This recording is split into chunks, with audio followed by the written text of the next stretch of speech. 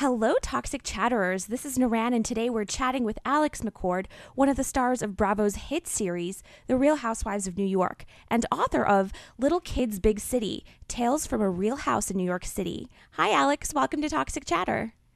Oh, thanks so much. It's great to be here. Fantastic. So can you tell us, your book, Little Kids Big City, came out this month. What inspired you to write it?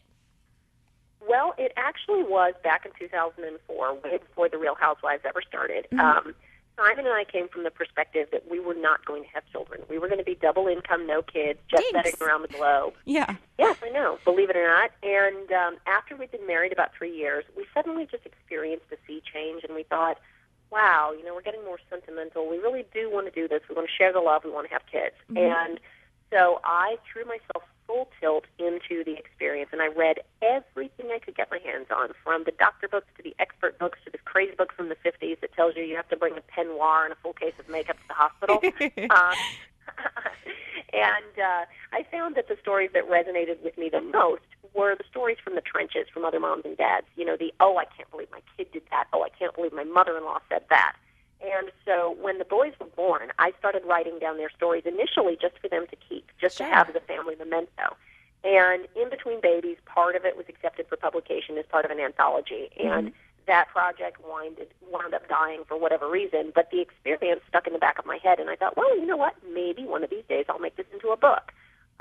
Then after the Housewives phenomenon happened, and it was such a hit, a friend of ours who was a lit agent said, what are you going to write about if you write a book? And I thought, well, the first thing we should do is do this. So we turned it into a he said, she said, with Simon's take on stuff and my take on stuff. And I think it's a fun read.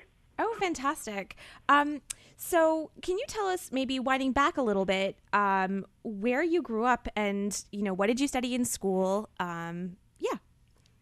Sure. I grew up shuttling between a small town in Kansas and Dallas and the Virgin Islands. My parents had homes in all three places. Dad was in the oil business, and he had oil fields in Kansas, but we I went to school there and then spent weekends in Dallas. We would travel to St. Thomas.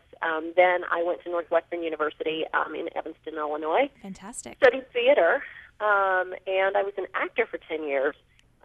Supported myself doing graphic design and visual merchandising, and then I have been in New York City for 14 years, and I have to tell you, I love it. Yeah. I will travel the world, but always call New York City home. Now, how were you picked to be on The Real Housewives of New York City? As I said, having been an actor, we had a lot of friends who worked in production, and a lot of those people, when they weren't working on television or movies, would work on reality TV. I see. And so even though Simon and I did not watch reality TV at all, we knew what was sort of coming down the line as far as production. And we'd been told by a friend that they were putting together this show about people raising kids in the city. And it wasn't The Real Housewives. It wasn't about socializing. It was really just about kids at that point. So we did a tape, and they said they loved us. And then it was well over a year before they had the whole cast and the whole concept together. So by the time we got to filming, it had changed, and it still wasn't The Real Housewives, but it was going to cover our whole lives in the city. Okay. And initially we said no, not interested, and they sort of came and sat in our house late at night and said, come on, you have to do this. We promise we won't get in the way of your real life. Sure. And we threw caution to the wind and said, okay, what the heck. All right. Now, are you happy about that choice, or do you have moments of regret? No, I'm not the sort of person that does things if I think I'm going to regret them. Sure. I'm really a jump in and grab life by the horns type of gal.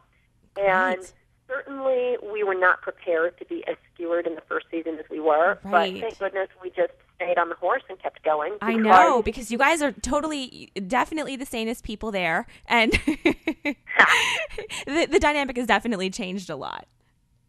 Yeah, you know what it is in the first season you really only got to see 1% of everybody, good, bad, or ugly. Right. And as the seasons have gone on, you just get to see more and more of every family, and you get a better sense for who they are. Because when you only show 1%, they can either edit you into a box or you can create a fake facade for yourself. But when when you're on the show longer and longer, you can't sustain that, and everybody's true colors come out, whether it makes you seem more sane or more crazy. Sure. It's all coming out.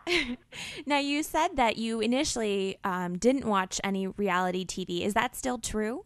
Do you watch reality shows? Really, now we don't have time to watch TV because we are balancing 2 full-time careers, 2 full-time kids, our book, the house, and whatnot. Listen, people who are fans on Facebook will ask us questions about some of the other Housewives franchises, for example. So we do try to DVR or TiVo some of those. Sure. But we're very good at recording them. We're not so good at watching them. It's really, it really is tough. I always make time for what's important in life, and for me, that's TV. But obviously, you have a lot of other things going on. So that's really terrific. And do you watch any other TV generally, other than reality, or is it mostly just life? Life is that, gosh, I used to. I mean, I used to really love watching news shows for the most part, like. Keith Olbermann, Rachel Maddow, love Bill Maher. Yeah. But we just don't have time anymore. Okay, that's totally fair. So let's take on the rumors, because according to some published reports, you won't be back for another season. Please tell us that's not true. Okay, so here's what happened. 2 months ago, somebody leaked out a bogus story to, I believe it was the Daily News Fake Crasher. Yeah, in saying, February. Alex and Simon are boring. Alex and Simon aren't coming back, blah, blah, blah, blah, blah. Here's the thing. Number one, the same day that came out, Andy Cohen went on LXTV Live to say that was just a rumor and it wasn't true. Okay, good. Bravo PR also issued a statement via Twitter, and they so rarely comment on anything that the fact that they both commented on it immediately was really great. And here's the way it works. Until season 3 is completely over, the reunion special has aired, all that jazz, they won't know if they're going to make a season 4. And only after they decide yes or no on a season 4 will they decide whom they want back. Okay. So at the moment, every single one of us is in the same boat. Okay. I'm so glad. This is so reassuring. Yay! Well, listen, if you want to figure out where it came from, you have to look at patterns of behavior. And there are certain people in our cast who love to talk to gossip columnists, who love to feed them stories. Sometimes they sign their name to them. Sometimes it's an inside source, quote unquote. And you don't have to look too far to figure out where it came from. Okay, that makes sense. So I'm curious to know, how are your kids around the cameras? Like, are they used to it by now? I mean, they're pretty young, but how do they react to that? Well, when we started filming the show, they were 1 and 3, yeah. And so they are very, very used to it. Certainly, they had to learn how to kind of suspend disbelief and pretend the cameras aren't there. It's hard for little guys. Yeah. It really is. Yeah. But what we've tried to do is we've tried to limit their camera time so that if they want them for a scene, that we just get them in, get them out. Sure. And then we have our babysitter who's maybe playing with them in the playroom while we finish shooting or something like that. Sure. We try to keep it as normal for them as possible. Okay. And what do you think of the new girl, Sonia? I love Sonia. Yeah. She cracks me up.